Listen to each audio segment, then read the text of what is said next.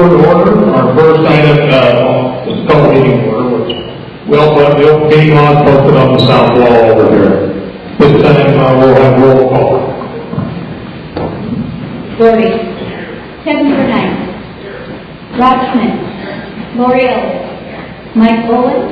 And Brett Robinson. Okay, we really only have one thing on the agenda tonight, and that is the discussion of the future of Tekamah-Herman School. So at this time, I'm going to turn this over to our superintendent, Brandon LaValle. Okay, we're going to move and face forward where the screen is. That's where the presentation will take place. Then you'll have time when you can come back together to take it.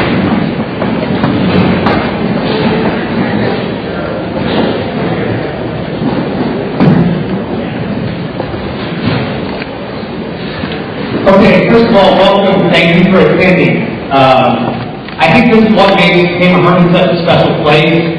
I was talking to Jim earlier today about these public meetings. He says, yeah, in public meetings, big schools, small schools, they draw 100 people, maybe 125. We have set up 238 chairs on the floor, plus we have all the attendants in the bleachers. I think that sets up for Tekamah-Herman. So thank you very much for your participation. Your input is really needed by the board. They want to know what the public has to say. What you'll see up above is a rough agenda. There's not going to be any timeline. We would like to keep the meeting to 2 hours, if possible, but we want to make sure that we get all the thoughts covered. We'll start out with the who and why, schedule for decisions, and then move on from there. Yeah, if you would, please. What I want to do here in this meeting is, I think, a little different than what people expect. There's not a formal vote that's going to take place, consolidation, no consolidation. That might be part of the discussion, but there's nothing formal that's going on. What I'd rather do is I want to focus on all the great things that we have going on, all the great things that we do already, and then talk about a few of the needs that we have, present some options as to how we address those needs, and then you guys can help us determine how we move forward. What you won't get tonight, you're not going to get a message of doom and gloom. There's not impending death in the district or any such thing. We're really in pretty good shape, and I'm going to go over a few of the things as to why that is. What we have here is going to be a representation of who is speaking on behalf of the community, on behalf of the school, or the school board. So I'm going to point out a few people. If you just stand, stay standing, be recognized, and then we'll move on. At the top are the 3 school districts that are part of this discussion. Tekamah-Herman, Oakland Craig, Lions Theater Northeast. At this time, it's just a discussion. From that point, it comes down to a reorganization committee. That reorganization committee is made up of board members from each school district. The board members that we have attending most of the time are going to be Mike Bowen, Brett Robertson, and Gordy Bryant. There's an executive committee. That executive committee is made up of administration from the 3 school districts. So to that point, it's been myself, Dave Rose, and Chris Fletcher. The last part of it is the community vision team. These are people that have been appointed by the board. Again, you would stand so people can see your face, please. On that committee, we have Tim Roker, Dr. Rogers, Joe James, Linda Farms, and Sarah Smith. They're going to help us to facilitate tonight. They're going to take down your thoughts, your concerns, your big picture ideas, how we want to move forward. Other people that we have helping us here tonight, and I need to make it clear that this is the request of the board. The board is asking people to be here, but they've asked for specific information. This is not something that's being rammed down our throat or pushed really hard. It's all requests that the board has made. So for DLR, we're going to have Jim French and Curtis Johnson. They're going to speak on some of the building needs on 21st century education. And then Cody Wickham. Cody Wickham's here from DA Davidson. He's going to give us a financial picture. He knows it a lot better than I do, so I'm going to leave it to him to explain. How did we get to this point? I think that needs clarified.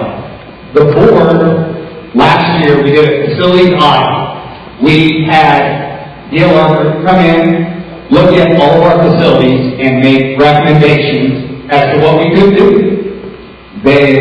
Curtis Johnson was the lead on it. He gave us a lot of information. The teachers had input, the board had input, the administration had input. There were about 8 different options on there. Everything from renovating and adding and staying in the current buildings to a brand new PK-12. That was the first step. Oakland Craig has some needs. We have some needs. Instead of getting boxed in, because if we look at it geographically, to the north we have Decatur, to the south we have Blair, to the east we have the river, the only other option is Oakland Craig in the future if rural enrollments, rural population continues to dwindle. There's no guarantee that that happens. There's nothing the board is committed to. They just want to investigate all the options that they possibly have, present it to you, have you guys help us make a decision. Why we're here tonight is a vision of the district. Again, I said there's not going to be a formal vote, yes consolidate, no don't consolidate. That's part of the conversation. What we're trying to do is determine what do we want the district to look like for our kids? What do we want the district to look like for our grandkids? What do we want the district to look like for taxpayers? What do we want the district to look like for teachers? Big picture things. What do we want? And this is a Tekamah-Herman discussion. This isn't a Tekamah-Herman Oakland Craig discussion. This isn't a preschool discussion. This is Tekamah-Herman. What do we want? Last thing. Again, just reiterating, this is something that was requested by the board. I guarantee you they're pleased to see this many people come out. I hope everybody has a chance in our small groups to voice your opinions. Put those names out there. To write down questions. At your table, what you'll have is you'll have a facilitator, you'll have a big, thick notepad. That's going to come when we get to guiding principles later. Also, you have index cards. Feel free to write down any questions you might have for the board.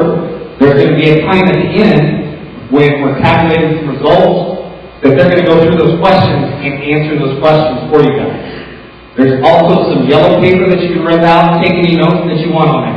That's yours to use, yours to keep, whatever you want to do with it, please utilize it.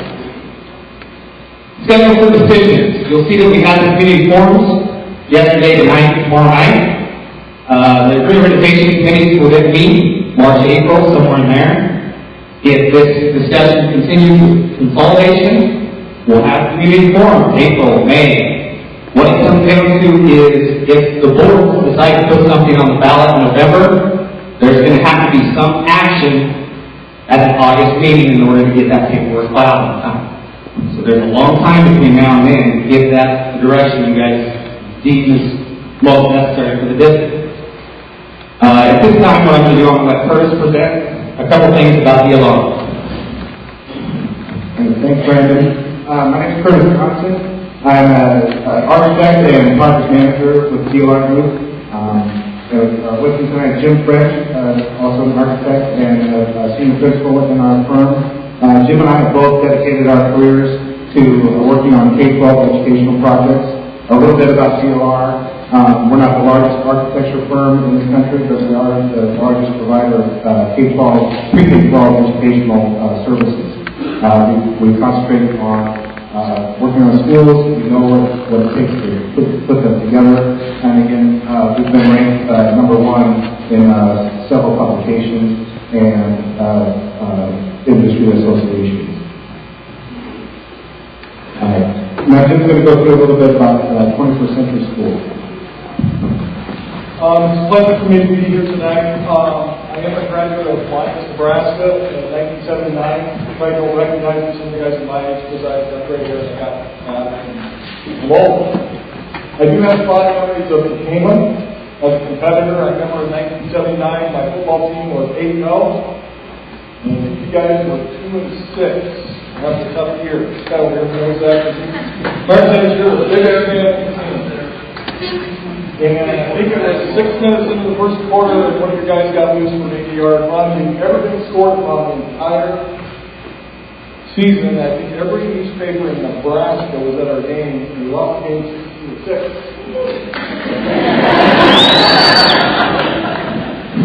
We did have a little more fun with even basketball and the things later on, but you got to catch the football. I just have lots of headaches when I play the game. You've got to go to see. Anyway, I am your friend tonight. I am your friend tonight, and we're here tonight because you guys have your own specific needs as a community, and we want to get to those. Here's what we want to do. I'll talk to you a little bit about DLRU.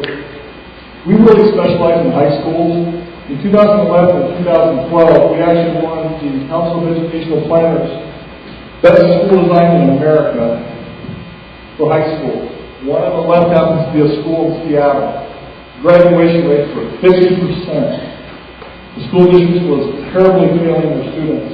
So they wanted to try something different in the school design and the delivery method. In 4 years, graduation rates are now 90%. Now, I give most of that credit to the teachers and administrators, but I will tell you, when you design a facility that is in sync with what your administrators and teachers are doing, they can achieve some great things, and that's what's really important. On the right side is Joplin, Missouri. Remember, a few years ago, we got a F4 tornado. We were fortunate to go down there and help them in 55 days get into a temporary high school and a vending store out at the mall. They wanted all the things that we see in 21st century school design put into the school because we want to use it as an incubator. And it's always amazing when you tell teachers, let's try to think outside the box a little bit. In 2 years, you're going to move to a new facility. They tend to be a little bit easier to work with because they know they're not going to live with it. However, I would say that most of the teachers that teach in this facility do not want to go back to teaching the same way they did before and how they did. We want this meeting to be very interactive. There are clickers on the tables. The little devices look like a remote. Please don't take this home back with you because they do not work on your TV set. If you do not get one, if we have about 200 in the crowd, there are cards on the table. If you would just write down the name of the question and write down your vote, we will collect those to make sure that they are part of the counting of basically the information that we want. This first question is to get to know the audience, select the phrase that best describes you. I am a parent with a current student. I am a staff member. I am a parent and a staff member. I am a community member with no current children attending school. The reason why we ask this question is because the school board wants to know who's all here. For example, I've been in meetings where 95% of the people in the audience have to be teachers and administrators or employees, but the community didn't show up. Well, that would tell the board that the community didn't show up and don't have direct representation of this community. So we're just interested in finding who's here. Yes, please vote. I'm sorry. Yeah, go ahead. Take your clicker and just point to the letter that best describes you.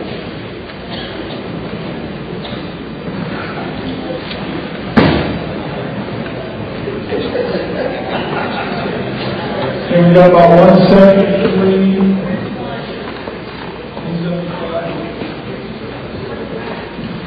It's kind of amazing. The more controversial questions we had last night, but also everybody seemed to get this question a lot faster. I'm not sure why that was.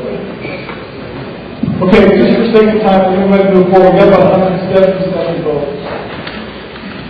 Okay, looks like I'm a parent with a current student. So we have pretty strong representation from our parent group tonight. We also have pretty good representation from the taxpayers who are concerned taxpayers that don't have kids currently in the system. Okay, thank you for that information. Here's the second question. Do you think a binding decision has already been made related to Consolidate? We just want to know yes or no, based on what you've heard, if you think the decision's already been made. Okay? There's 31% of you think the decision's been made. That's good for the board to know. I will assure you that no decision has been made.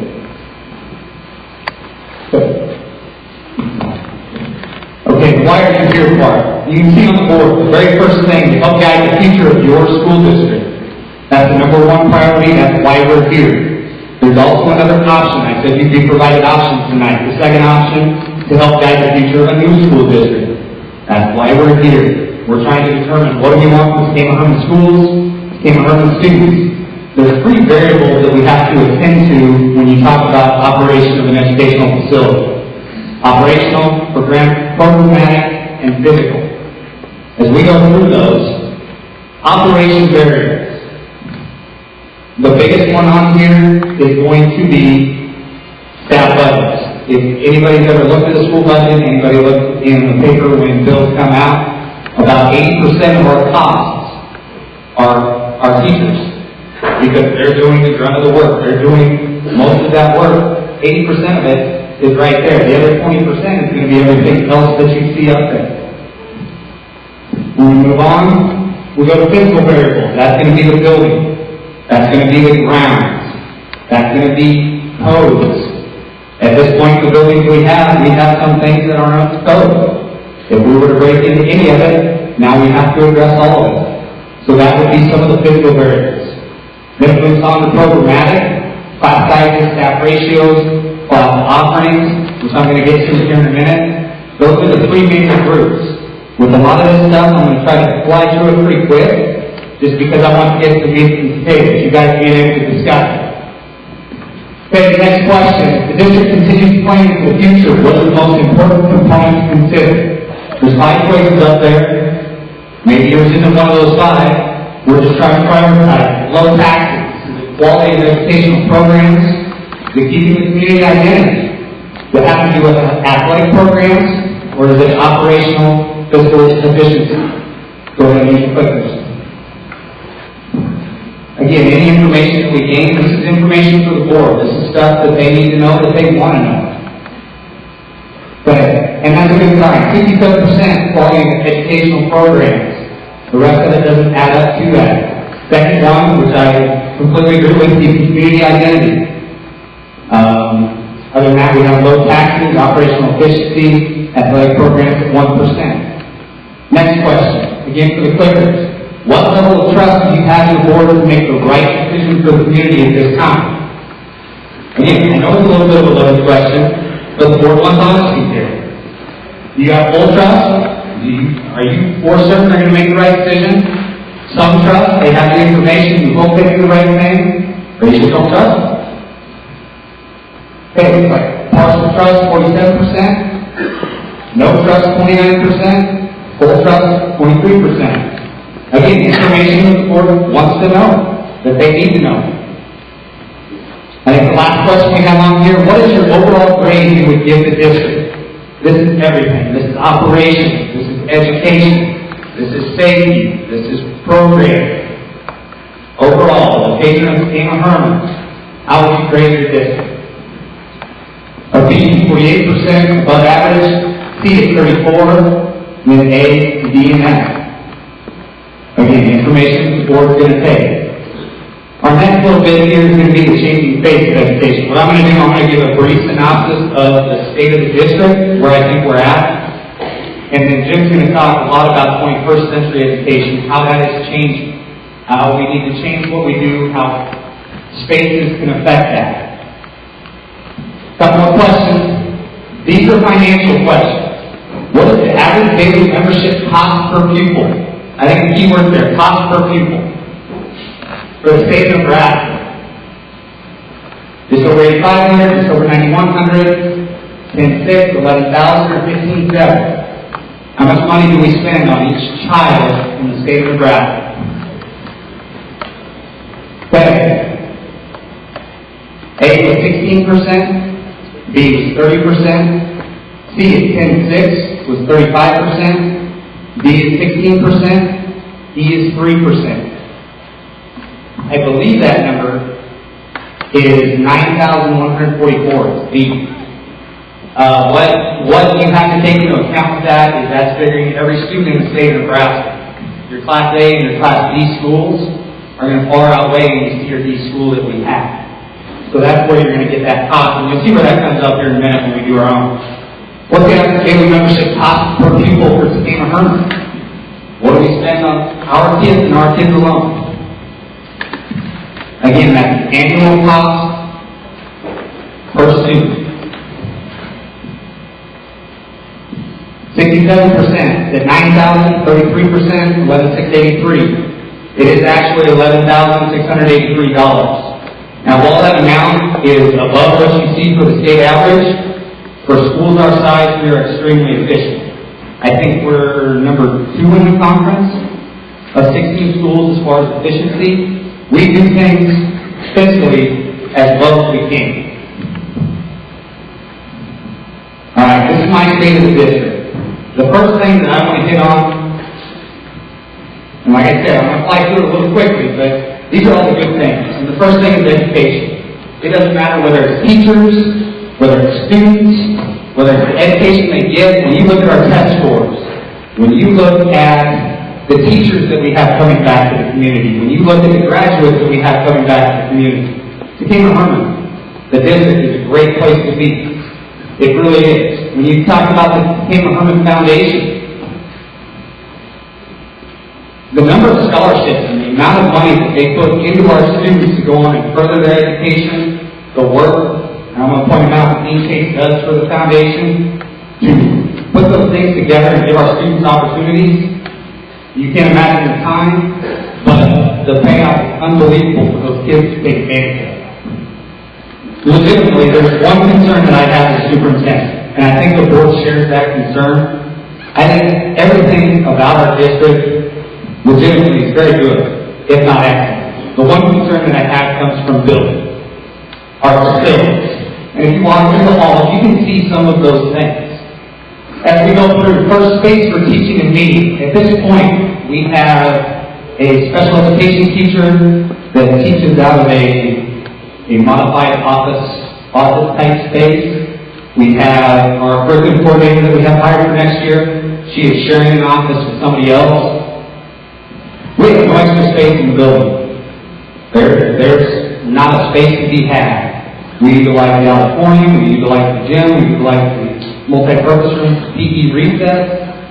We use it the best we can, but we are full. Part of that reason is special education.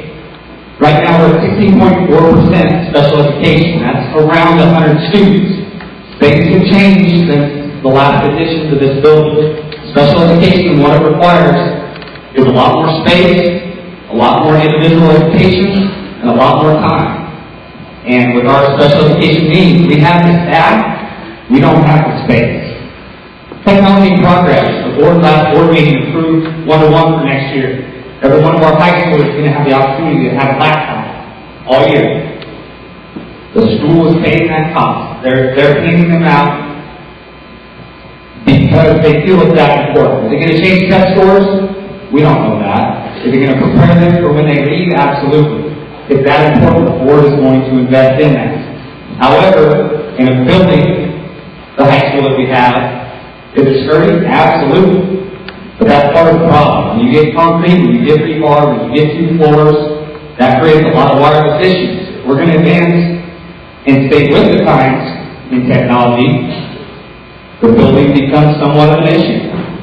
I have on there recruiting families and employees to Tekamah. A lot of what we hear is we want Tekamah to be viable. We don't want to lose our community. We have to have our community identity.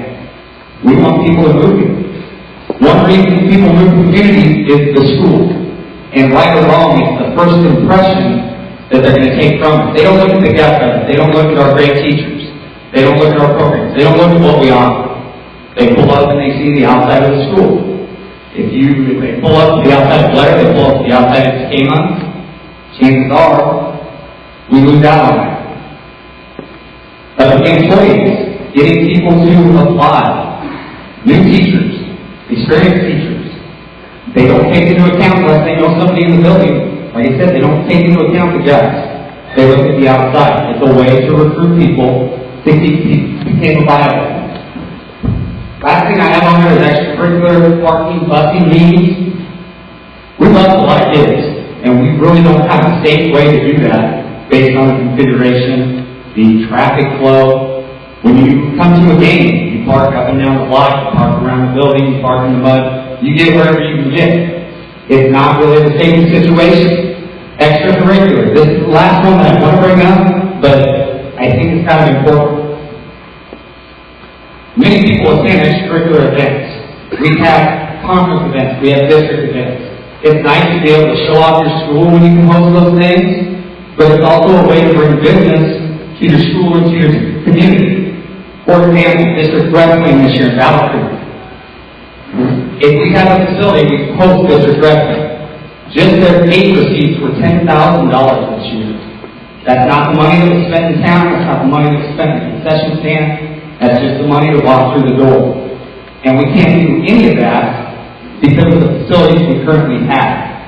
It served a great life. It served a great purpose. It really has. Could we survive in it? Yeah, we could survive in it.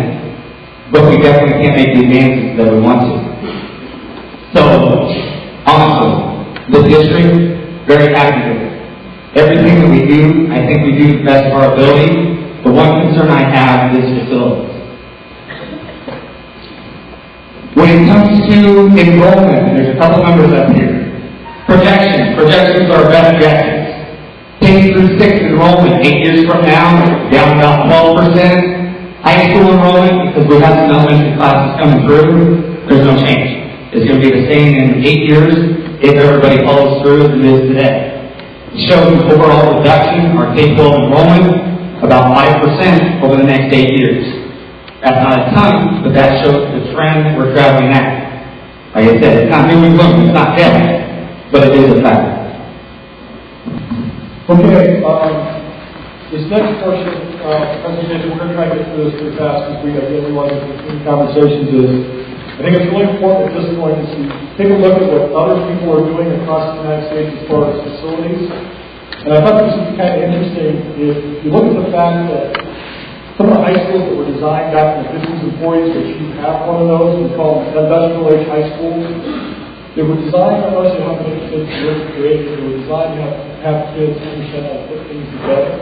Because a lot of our jobs at that point, 75% of the jobs in America at that point were manufacturing. Today that represents 15% of jobs in America. China, very shortly, is going to be the largest English-speaking country in the world. I find that kind of interesting. India, 25% of India's population, their highest IQs is greater than the population of America. So if we think so much about education and how smart we are, we've got other countries that we will compete against that in some ways that we have to make sure we're doing as good as they are. The other thing that I think is really interesting is that because things are moving so fast and new things are being created and technology is creating a lot of that, the top 10 demanding jobs in demand, the top 10 in-demand jobs did not exist in 2004. Which means jobs are basically being created every day, and so that kids who can be very, very innovative and they can think about the next big thing are the ones that are really going to do well in the future. Okay, so here is what about a school. This is not what a school is today. I clarified last night in the opening that that is not a picture of the Clearness High School. Everybody thinks it is. Schools are not bells and cells double over quarter. And they are not teachers sitting at the front of the classroom and lecturing kids, because if you are, that's what you did on the left side. Kids today are not wired that way. Schools today in the future are ones that learning can occur anywhere. In some cases, kids are coming to class for 2 days, 2 periods a day, and then they're going off campus to get the rest of learning. There are online classes as well that are affecting our education as well today. There's also a great push for kids to be a lot more creative. On the left side, we're trying to get kids to have a higher order of thinking. And on the right side represents the retention of knowledge. And so they kind of correlate the standpoint that the most ineffective way for kids to remember what they've learned is lecturing.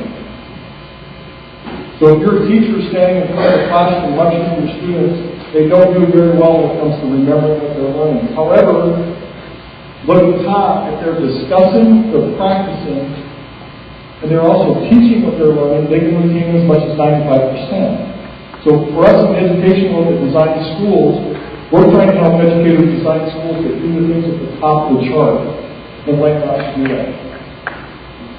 Again, as I mentioned before, kids are born different, or wired differently. Statistics show that most kids are on technology in some point or some case 7 hours a day. So they like to use technology and they like to get the information.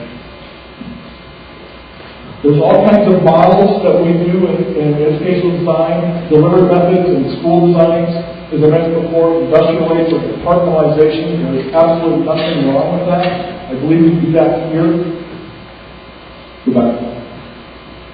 Each one of those represents a department. So math, English, science, social studies, foreign language. Those teachers usually work very closely as a group. A lot of times you see them in double corridors, they're all put together. You get nothing wrong with that. But that is a teacher-centered delivery model. It is not student-centered. You can be a great teacher, but if kids aren't understanding and learning what you're teaching, you're not really delivering the kind of education that many kids are trying to get today. So what we're looking at now is a student-centered high school where it's about how kids learn, not how teachers teach. The studios today in high school are much more integrated. You've got your math teacher and your science teacher working together, potentially with a career program. You've got your English teacher and social studies teachers working together. In a lot of ways, we have spaces that are designed in the school for project-based learning, so kids are actually building the stuff they're learning about. We're rethinking the media center. Many high schools today have media centers in them, but they're half the size they used to be, because the technology now puts it out into the classroom. And we're rethinking the learning studio, where, and this is the case, this is Joplin's new high school. Every space in this high school is used for learning. The school we did, okay. Go ahead, sorry. So, another option is academies. Academies or small learning communities were developed so that each of the different colors in each one of the boxes represents a different department. So all of these teachers in different departments are doing interdisciplinary learning, but they also have specialized learning areas in it. So if your student, for example, is interested in health or medicine, that school to the left, for example, I'm sorry, the third one to the right, that would be a school of 400 kids, and they are teaching, when they teach science or math or English, they are applying it towards the medical professions. So what your kids are interested in, the core teachers are teaching them, and they're making a connection to that. The hope is that kids will be better in school because what their interests are is what they're learning in their cores. Okay. The school in Seattle, I told you the graduation rates are up. This is kind of a concept of the 3 floors, but every space in this high school is used for learning, every one of them. So now the teachers have more spaces they can use to learn.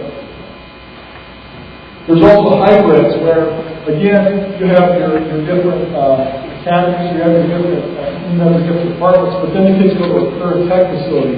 The state of Nebraska is pushing career tech programs very, very hard. If you go to their website, Career Tech, you'll see they've got 6 different programs that they have.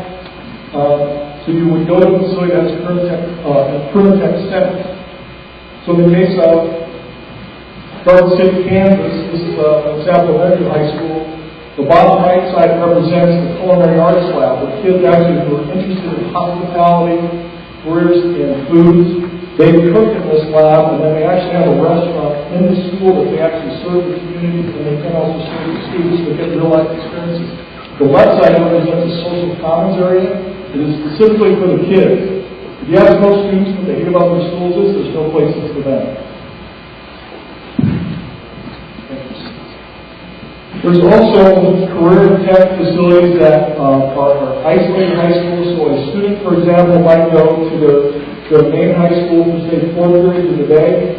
Then they leave that campus, and they go the other 3 periods a day at a career tech education center. So in the case of the school we did in Arizona, it's an agribusiness center. It's all about agriculture and animals. And so they're learning how to take care of large animals, small animals, agri-science. We've got agri-science classrooms in there. Okay. They've got arenas to work with the animals. The kids that are specifically interested in that career program will go to the school half the time, the other half will go to their base school. That school is about 400 kids. Then there's West Mac. Go ahead. Again, this school offers veterinary, auto collision, construction, health sciences. So again, I think the kids, what they're interested in, are going to these schools at time. This is an energy high school because energy is becoming a very big thing in America today. We're starting to see districts that are now specializing in just energy. And so in this case, this is in Arizona. This is actually a think tank. One of the biggest things you can do, and what this community should do, is what are the skills that your kids need in this community to stay here if they go to college or if they don't. Some of your biggest businesses in this community should be talking to their superintendent board about what those skills are. In this case, that building is specifically for partners that will come in and actually help teach kids. It comes from an energy standpoint. One of the concepts behind this is the idea of shade. In many parts of the country, it's very hot. Shade is very important. So this structure, actually the structure of the school, to try to cut down on energy. The idea behind this is that, for example, President Clinton right now is working with NRG to take the entire island of Haiti off the grid, which means it can self-make its own energy. This school, the potential of this school is actually make it so it generates its own energy. And so now the money can actually be put back into salaries for teachers and for kids. Different spaces for them to learn. For example, that top floor where it says active, that's HVAC units. So kids are interested in HVAC as a future. They're actually up there on that road working with those pieces of machinery. There's solar panels on the top of this thing that you actually interact with.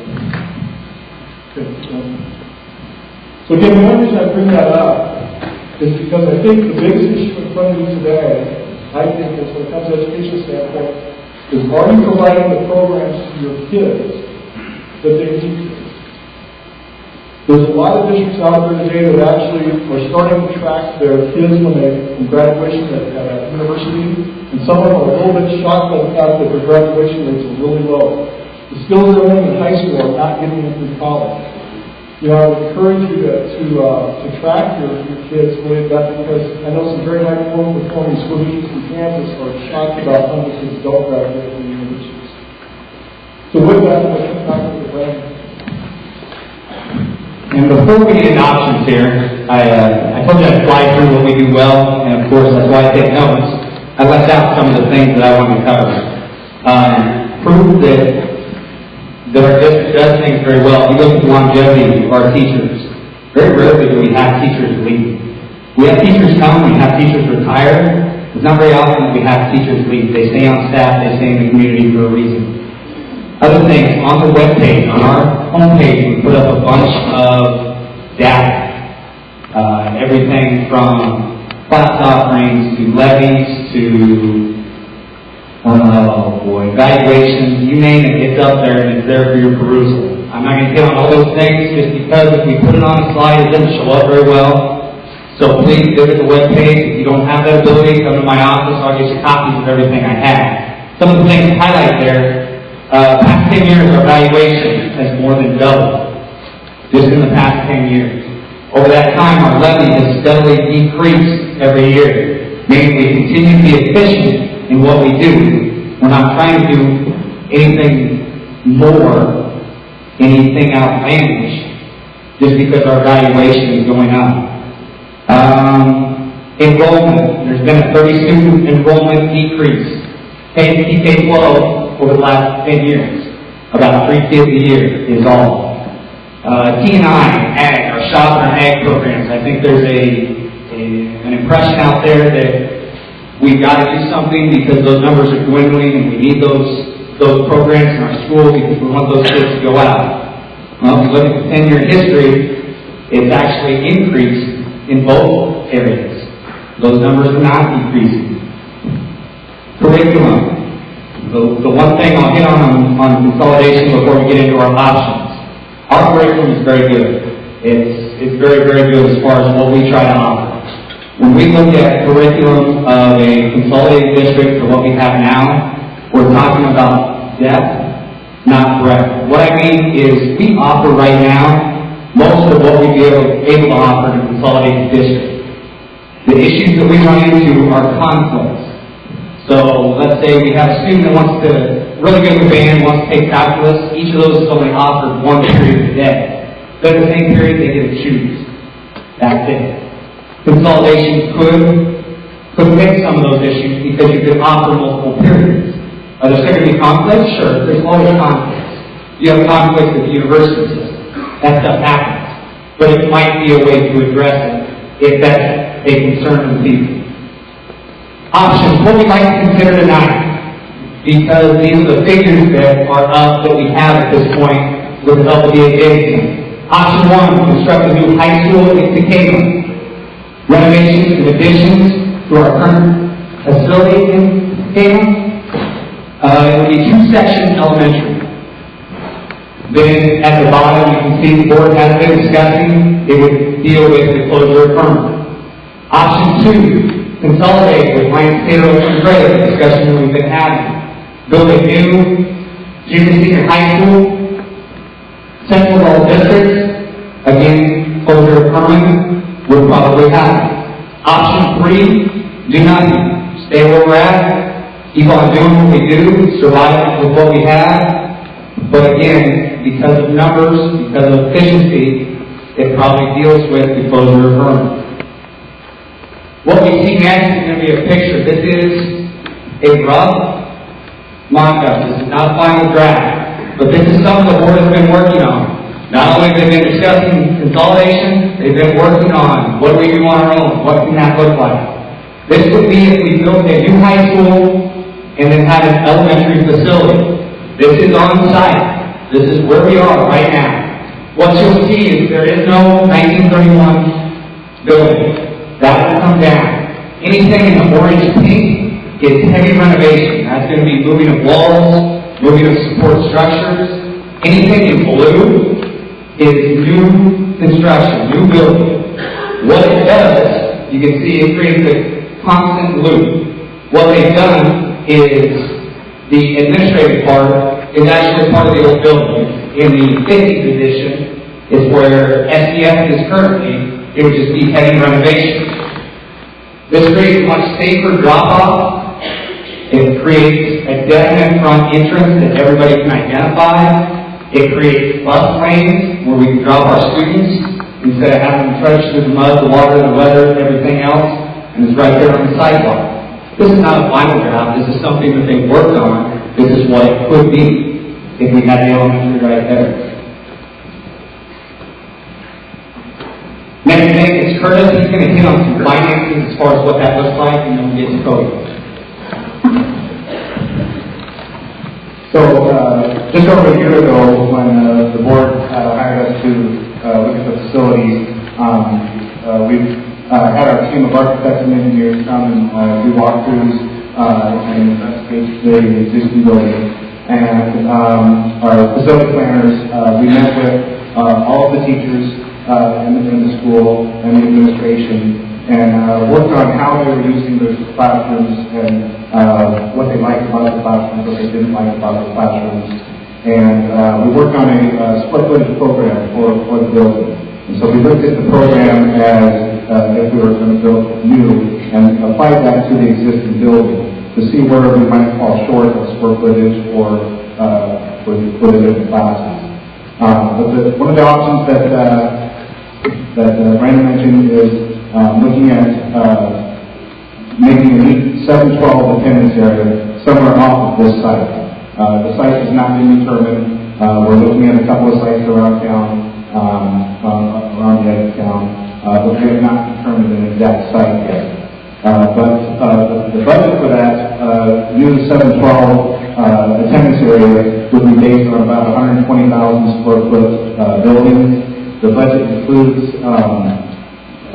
improvements to the football field where it is today with the stadium and press box areas. But that same budget can be applied to a new site for if we wanted to try to have have a new stadium at a new 712 attendance area site.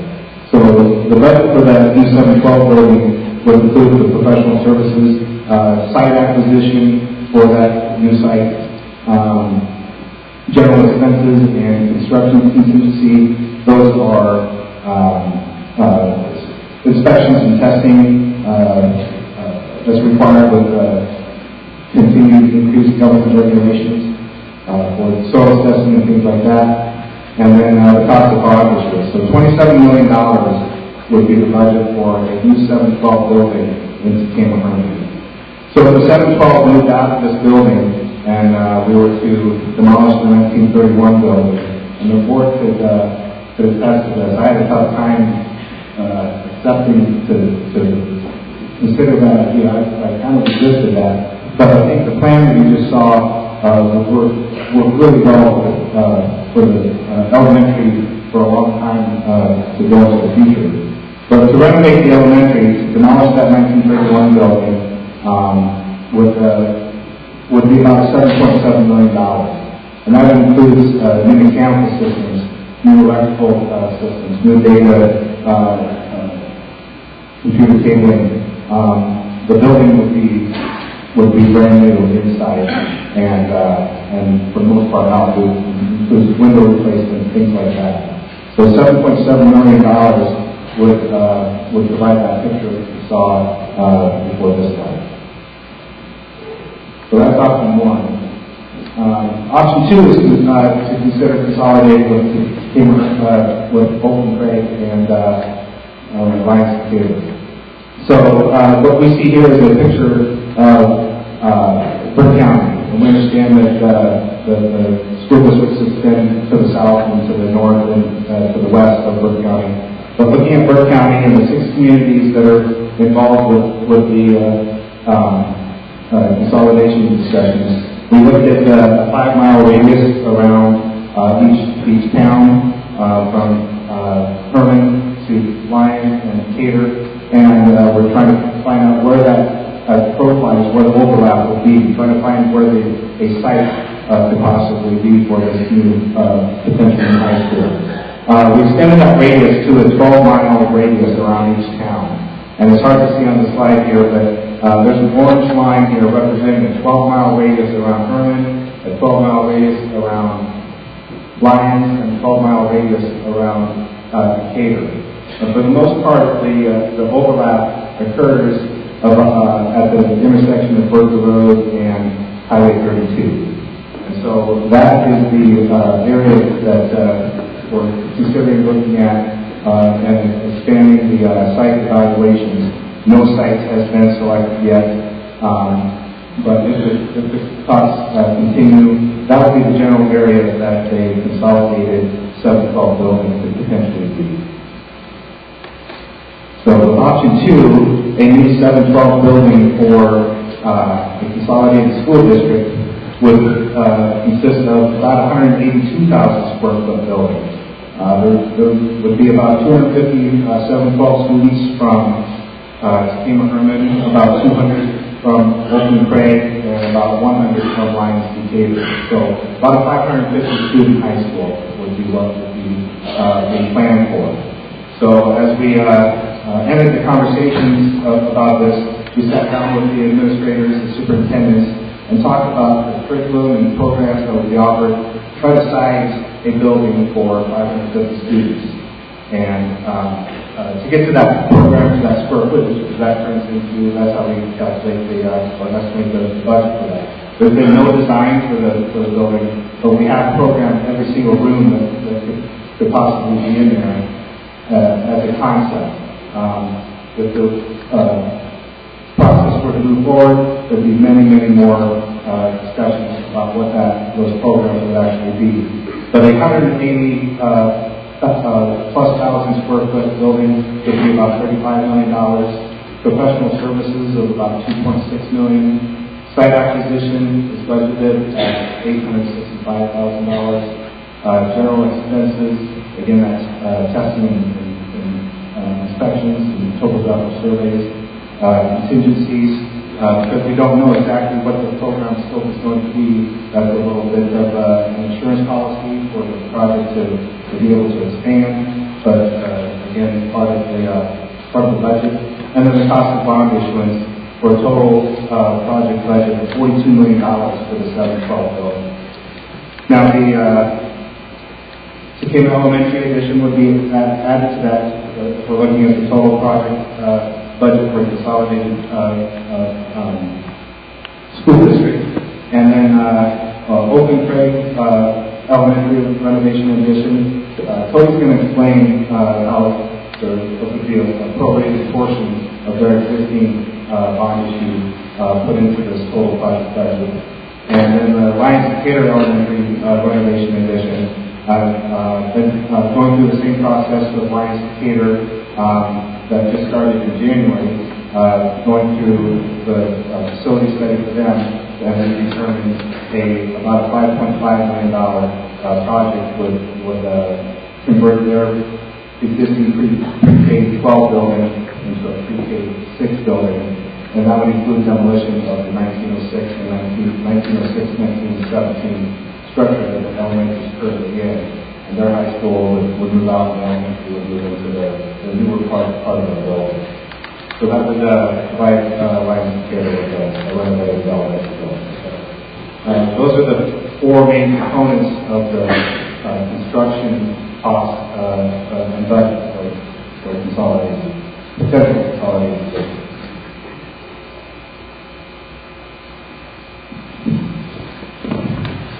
Okay, thank you, Curtis. Again, I'm Cody Wickham with D.A. Davidson, we're bond underwriting firm, we call it, out of Omaha.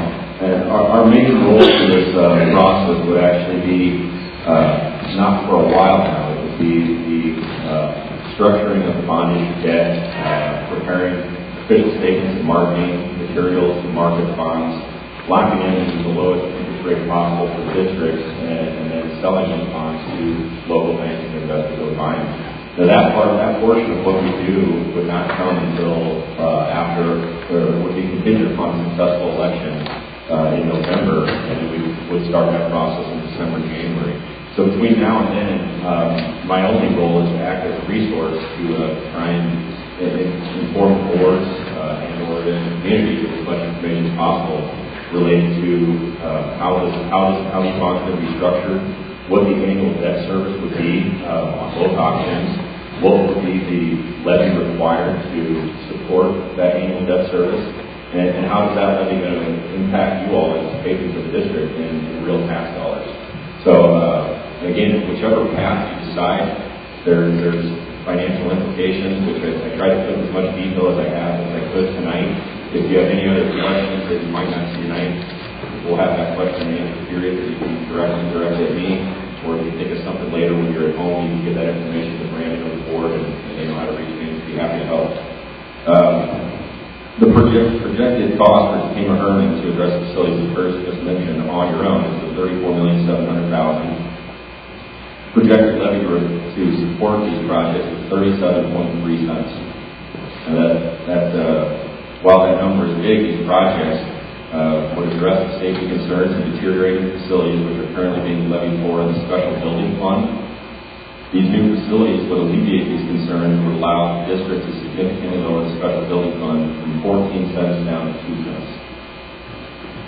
The new facilities would also create greater efficiencies through the closure of Herman Elementary School, which would allow the district to lower the general fund from 75 cents down to a projected 68.8 cents.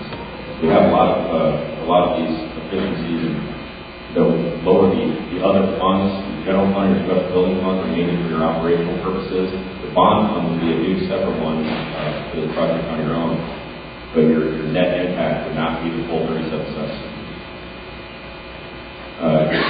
Want to lay out the levy projections on side by side with the district's current levy is 75 cents for the general fund, 14 cents for the special building fund. You have no bond fund and you have no PCBUF. So PCBUF is an acronym that's Qualified Capital Purpose Undertaking Fund bonds. Those are typically utilized to address hazardous material needs, ADA compliance, fire marshal needs. You do have several of those needs, but at this time, that 5.2 cent fund has not been active. Again, I think Brandon touched on it earlier. If you start to dive into those projects and address those ADA needs, once you start, you have to do them all. So it's a fund that's currently not being levied for. The new project on your own, the $34.7 million. Again, the general fund could be lowered to 68.8 cents. Special building fund could be lowered from 14 down to 2. Then when you add the 37.3 cents for the bond fund, you're looking at a total of $1.08 in the pen. option one would require, so this would be a levy increase of 19.1 cents from what you're currently paying. 19.1 cents is an annual increase in your taxes of $191 per 100,000 evaluation. And option two for consolidation, the total cost of the projects that Curtis laid out there was $56,370,000. Projected levy required to support those projects is 28 cents. The reorganization committee that has met several times and through negotiations with Oakland Craig and Lions and Gator, Oakland Craig has existing bonded indebtedness of $7,546,500. The reorganization committee negotiated that it would not be fair and equitable for them to transfer in all of that debt. You all are bringing the biggest piece of the pie in terms of valuation to this potential consolidation. You're bringing 46% of valuation. So we wanted to try and meet in the middle and prorate what would be fair for them to transfer in, seeing how you all would be addressing your elementary needs as well as Lions. And basically the consensus through those negotiations was that Oakland Craig will be getting $656,500 for new projects for demolition of their existing building. And then they would transfer in the remaining portion of $4,843,500, which those two numbers total up to $5.5 million, which would be the same as what Lions and Gator would be getting to address their elementary needs. So Lions and Oakland, in terms of valuation, they're very close. Oakland Craig would be about 28% of the total valuation brought in. Lions and Gator are at about 26%. So both districts would essentially be getting $5.5 million to address their elementary needs. Oakland's are already existing, so they would just be transferring that in. The consolidated that $4,843,500 that would be assumed by the consolidated district would require additional levy of 2.7 cents. So therefore, the total debt assumed by the consolidated district is $61,213,500, which would require a total projected bond levy of 30.7 cents. Just like in option one, you'd have a lot of efficiencies in the general funds and special building funds that could offset a good portion of this 30.7 cents. Now here's your current levy projections side by side with the consolidated. Total debt $61,213,500. You can see the general fund again. In this scenario, it's lowered from 75 down to 68 cents. Special building fund from 14 to 2 as well. Bond fund is 28 cents, and then the Oakland Craig existing debt transferred in would be 2.7. You'd be looking at just over $1.07. The variance then between your existing tax levy to what the consolidated district would be a tax increase or a levy increase of 11.7 cents. 11.7 cents would be an annual increase of $117 for $100,000 valuation. Now, I wanted to kind of lay out both options side by side. You've just seen the numbers, but here's the on your own project of $34,700,000 next to the consolidation. You can see it's a difference.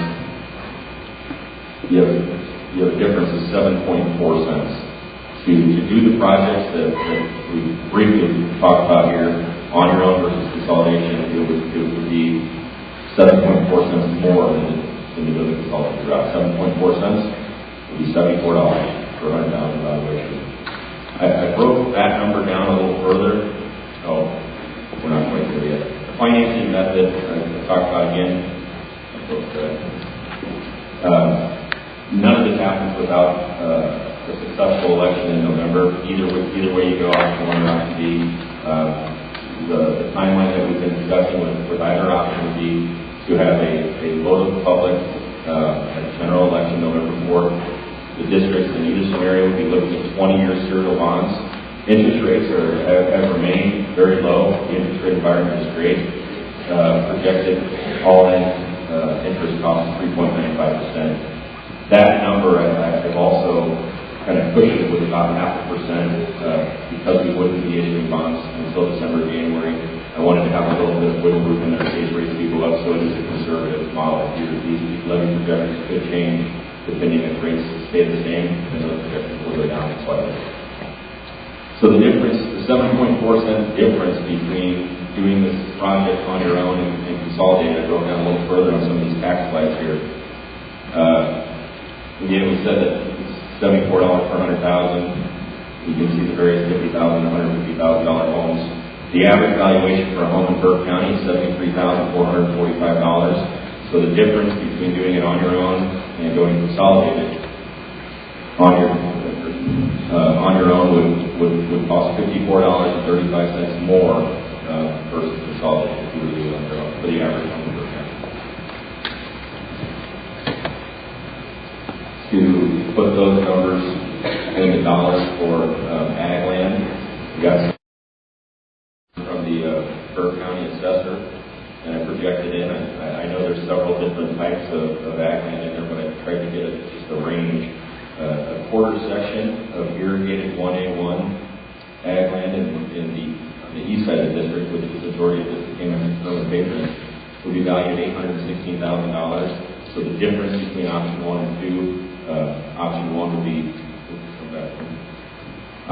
be $603.84 more in consolidated route.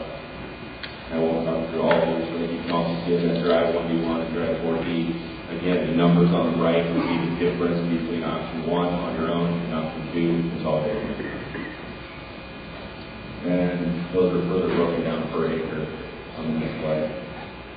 An acre of irrigated 1A1 land would be looking at an increase of $3.77 per acre to do option 1 as opposed to option 2 consolidated.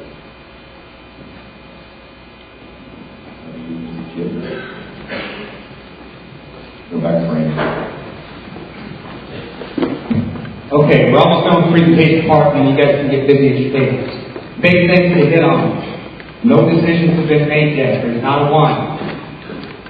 The board wants your input. That's why they've asked you to come here. That's why everybody showed up, to provide your input, to have your voice be heard, put that forward so the board has some guidance in making decisions. What we're going to do at this time is we're going to get into the principal planning.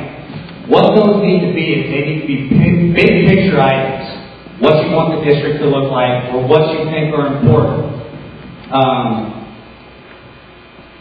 During this time, we're going to have our vision team, or board members, or administrators. They're going to write down your thoughts.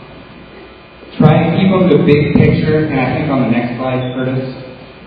On the next slide, they talk guiding principles. They represent core values and purposes.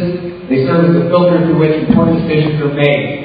So as the board goes forward, whether it's on our own or consolidated, these are the things that are going to drive what we're doing. These are the things that are important to you. These are the things that they have to consider when they're making decisions.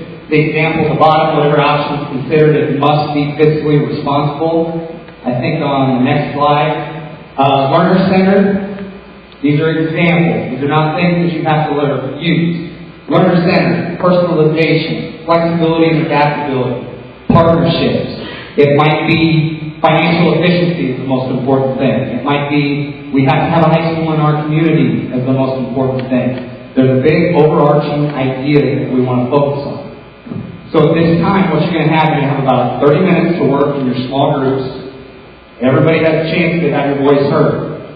The recorders are then going to post things, and we're going to move on. During this time also, your little index cards. Write down any questions that you might have that you want the board to address.